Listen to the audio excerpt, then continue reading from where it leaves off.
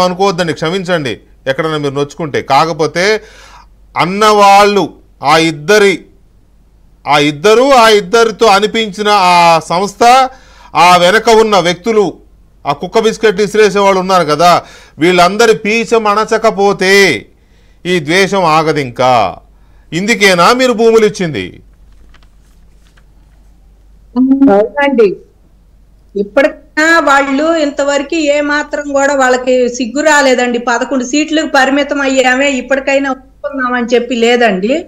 ఇంకా అనండి వాళ్ళని, ఇంకా తిట్టండి అని చెప్పేసి వాళ్ళు ఇట్లా కుక్క బిస్కెట్లు వేసి తిట్టిస్తానే ఉంటారండి. వీళ్ళకి మేమే చెప్తున్నామండి, ఈ కుక్క బిస్కెట్లు తినే వాళ్ళందరికీ చెప్తున్నామండి. పోయినసారి ఈ మహిళల్ని ఏడిపించి రోడ్ల మీద లాగి ఒక్కొక్కళ్ళ మీద లాఠీలు పెట్టి కొట్టి, ఇవాళ మేము వంటలు చేసే చేతులు మీ లాఠీలకు అడ్డం పెట్టాం. ఆ రకంగా చేశారు పోయినసారి. పెళ్లిళ్ళకి పేరెంటాలే తిరిగే కాళ్ళు ఉద్యమంలో ఎట్టుపోతామా, ఇవాళ నిరసనకి రకంగా మమ్మల్ని చేశారండి. అట్లా చేసి ఎంత చేసి కూడా ఇంకా వీళ్ళు ఇంకా తిట్టి 11 సీట్లు పరిమితమైన సిగ్గు లేకుండా ఇంకా ఈ రకంగా తిట్టేస్తున్నా అంటే ఎందుకండి?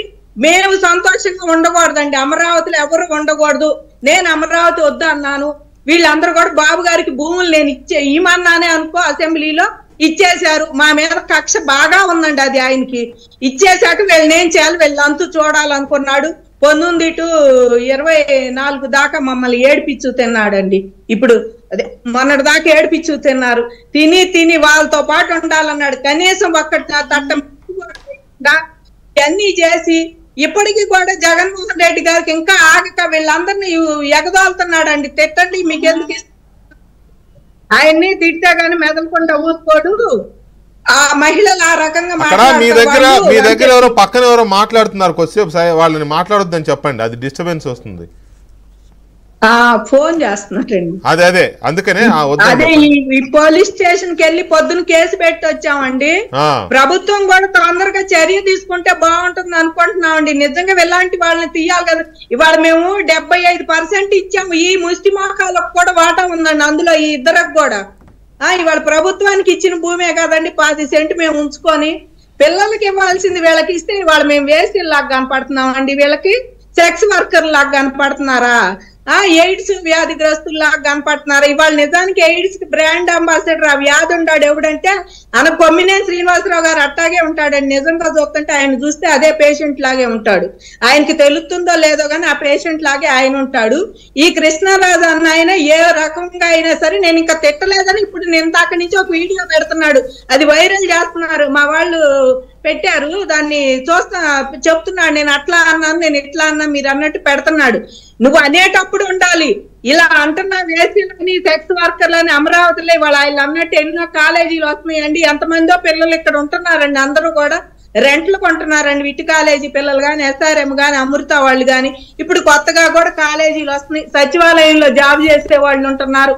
అమరావతిలో ఎంతమంది ఉంటున్నారండి? ఇవాళ అమరావతి ఇష్టపడి 164 సీట్లు ఇచ్చారు.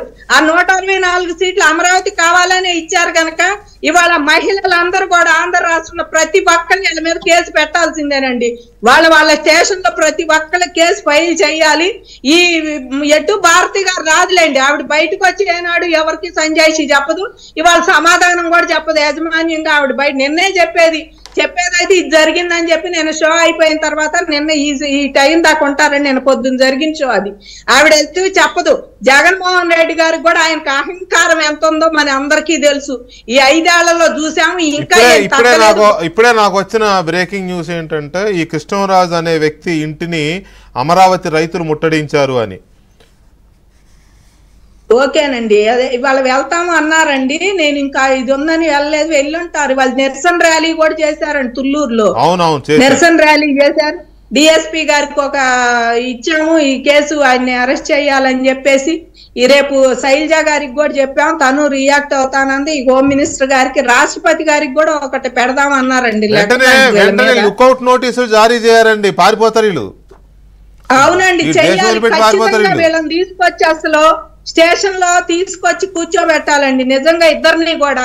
ఆ కొమ్మినేని శ్రీనివాసరావు గారు ఏమైపోతాడో గానీ ఆయన అసలు ఏ రకంగా మాట్లాడుతున్నాడండి. సాక్షి వచ్చాక ఆయన నోటికి వచ్చినట్టు మాట్లాడుతున్నాడండి. మాకేం చుట్టం కాదండి, మా తుళ్ళూరు అండి. అదేలే తుళ్ళూరు అయితే మేము మందడంలో ఉంటాము. అదే ఇప్పుడు తుళ్ళూరు వాళ్ళు అందరు కొమ్మినేని వాళ్ళు ఈ చుట్టుపక్కల తొండపాడు అనంతారం చానోళ్లలో ఉండారండి. అమరావతి నిండా చాలా మంది ఉండారు కొమ్మినేని వాళ్ళు ఓళ్లలో. దొండపాడు గాని అనంతారం గాని ఆయనకి అసలు ఏ మాత్రం లేదండి. అట్ట మాట్లాడితే వయసు తగ్గట్టు మాట్లాడాలని గాని వయసు కానీ ఆ బిస్కెట్లు అయితే జర్నలిజం చేయలేదండి ఆయన. ఇదివరకు చేయలేదా జర్నలిజం? ఇదివరకు చెప్పలేదు మీడియాలో ఎక్కడ లేడా అండి? ఇప్పుడు సాక్షిలోకి వచ్చి నీ ఇష్టమైనట్టు నిజంగా ఈయన తీసుకొచ్చి అప్పుడు ఎప్పుడో చేసి మళ్ళీ ఎలక్షన్ కి తీసుకొచ్చి ఇక్కడ పడేశాడు అనండి, గెలిపించండి అని చెప్పి మాదే గెలుపు అని అహంకారం. వీళ్ళు ఓడిపోయినా ఇంకా ప్రభుత్వం మంది కాదు అని తెలిసినా కూడా మాట్లాడుతున్నారంటే వాళ్ళని ఏమనాలండి? ఇది ప్రభుత్వం ఇప్పుడు మంది కాదు. ఇట్లా మాట్లాడితే వాళ్ళ ప్రభుత్వం వాళ్ళనైనా వాళ్ళ కార్యకర్తనైనా తగ్గించట్లేదు, తీసుకెళ్లి స్టేషన్ లో వరలక్ష్మి గారు ఒక్క నిమిషం అండి. మన అరుణ్ గారు, ఇప్పుడు